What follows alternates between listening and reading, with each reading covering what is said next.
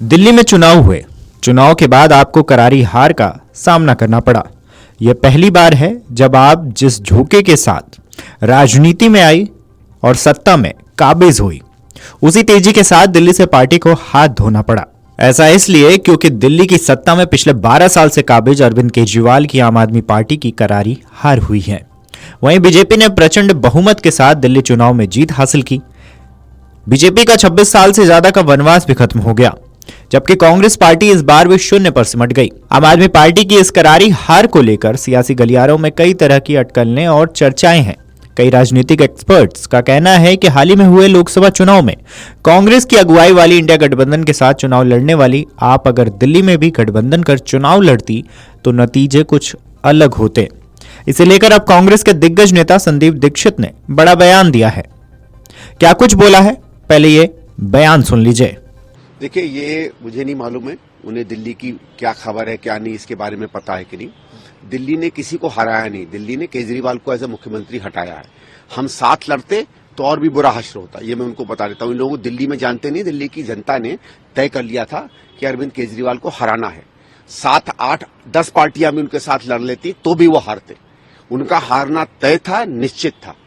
आपको अगर चाहते थे कि आप वो सही रास्ते पर आए तो उनको कहते कि उन्होंने जो कुकर्म किए पिछले 3 साल में वो ना करते। जिस तरीके से वो बार बार विपक्ष को, कांग्रेस के हमारे नेताओं को गाली देते थे, वो गाली देना बंद कर देते। जिस तरीके से उन्होंने शराब में उल्टे सीधे काम किए, शीश महल में उल्टे सीधे काम किए, दिल्ली की सड़कों को बर्बाद किया, वो ना करते। उनके कुशासन के ऊपर, उनके भ्रष्टाचार के ऊपर उनके खिलाफ वोट पड़ा है। साथ लड़ने से नहीं लड़ने से ये थोड़ी होता है कि खराब सरकार जो है दोबारा चुन जाएगी। सर, लेकिन दिल्ली के नतीजों को आप कैसे देखते हैं? आप लोग कांग्रेस की परिप्रेक्ष्य में बात करना चाहूंगा, कांग्रेस के परिप्रेक्ष्य में नतीजों को आप कैसे देखते हैं? देखिए, एक तो ऐसा है, मुझे लगता है कि हमको ज्यादा वोट मिलना चाहिए था, लेकिन हुआ क्या, जो मुझे बार बार धीरे धीरे पता चला कि हम लोगों ने जो मुद्दे उठाए उससे एक एंटी आम आदमी वेव तो दिल्ली में चल गई। बीजेपी तो 1-2 बात को शीश महल कुछ और करती थी, उससे कोई सरकारें नहीं बदलती हैं। जो पूरा माहौल बनाया उनके खिलाफ, वो हमारी पार्टी ने मुद्दे उठाए। लेकिन बहुत से वोटरों ने मुझसे कहा कि साहब, आप तो 2024 में साथ लड़े थे, हम कैसे जाने कि दोबारा साथ नहीं हो जाएंगे। तो वो एक ऐसा विकल्प ढूंढ रहे थे जहां कहीं भी उन्हें इलेक्शन के बाद भी गलती से भी अरविंद केजरीवाल का चेहरा न दिख जाए। इतनी घृणा और इतनी नफरत अरविंद केजरीवाल के खिलाफ वोटरों में हो गई थी। शायद हम भी उस बात को पूरी तरीके से नहीं पढ़ पाए और हमारे को भी उन्होंने उनकी परछाई में आगे पीछे लोगों ने देखा। दूसरा, जो मुस्लिम और दलित वोटर था, वो भी इनसे बहुत नाराज था। वो कांग्रेस की तरफ आना चाहता था, लेकिन प्राथमिक रूप से वो दोनों चाहते थे कि कुछ भी हो, कितना भी खराब केजरीवाल हो, हम बीजेपी को नहीं चाहते।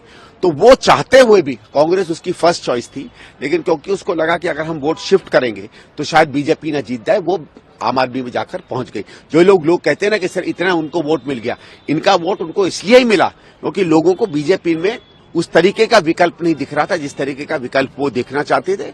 नहीं तो आम आदमी की 22-23 छोड़िए 11-12 सीटें भी नहीं आती।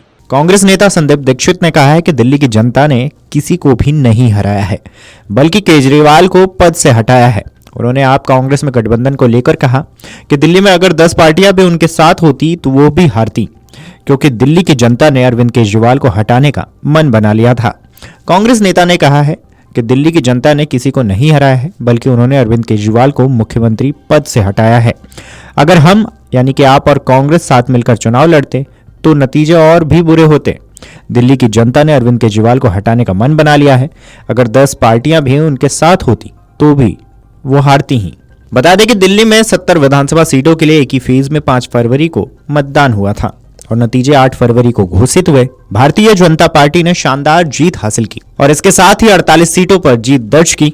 वहीं आम आदमी पार्टी 22 सीटों पर सिमट गई। इसके अलावा कांग्रेस समेत बाकी अन्य पार्टी खाता खोलने में भी विफल रही थी। इस खबर पर आपकी क्या राय है, हमें कमेंट करके जरूर बताएं। Video desk अमरउजाला.com। अमर उजाला जीवांजलि के सारथी की मदद लें और महाकुंभ में स्नान जरूर करें।